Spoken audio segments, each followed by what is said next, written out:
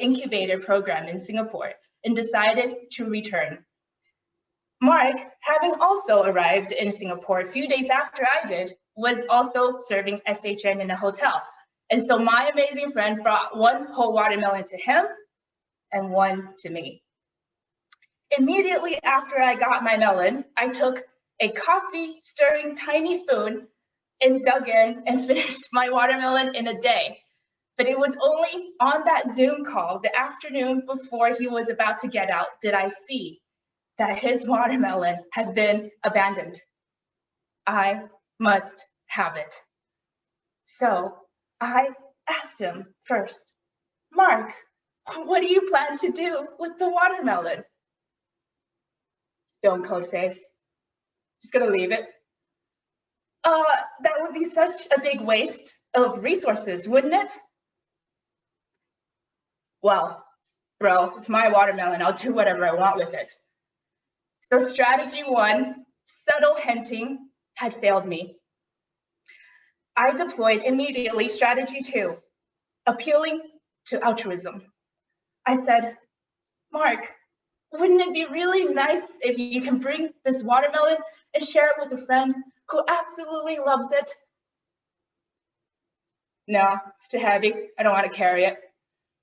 Said the guy with bulging biceps, veins popping out, that actually carries two medals on size of a stick, pick it up and put it back down daily, just for exercise, like a circus man.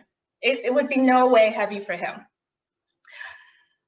I decided at this point that I was very angry, and so I left the Zoom and I decided to deploy strategy three, which would be not a really strategy. It's called shaming and blaming. So texts flew back and forth, and I started very cheap insults all the way from, I hate the taste that you have in music, all the way to, you're not a good friend, you're not a good comrade.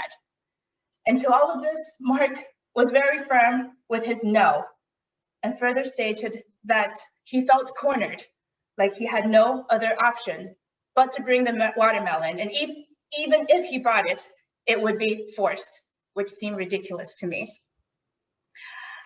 But at this point, I had failed in all of my strategies and I had very little time left. So after a night of thinking, and the next morning with just 2 more hours to go before this monstrous loss was about to happen, I decided to deploy my last strategy, which is calling on my dear friend, an ancient philosopher named Sun Tzu. I revisited Sun Tzu's Art of War, and in it, it said, do not appeal to altruism, appeal to mutual advantages. Second page, the best tactic against an enemy is to break his resistance without fighting. Very interesting. I fought a lot. And third, Sun Tzu said, always build a golden bridge for your opponent to retreat across. I immediately knew what I would do for my do-over. I picked up my phone and I started texting. Dear Mark, when you get out of SHN, we will go and get prom me.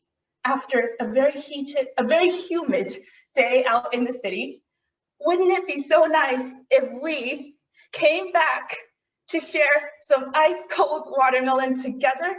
I understand though that you have a lot of bags, and if it is too heavy, you decide not to bring it, it's okay. But if you do, let me know what I will help, how I can help. Regardless, I'll be happy to see you very soon. 2 hours later, I opened the door to Mark with a beautiful watermelon cradled in his arm. The war for Mark's watermelon took place within 12 hours. But with the help of my ancient philosopher Sun Tzu, I turned a losing battle into a mouth-watering victory.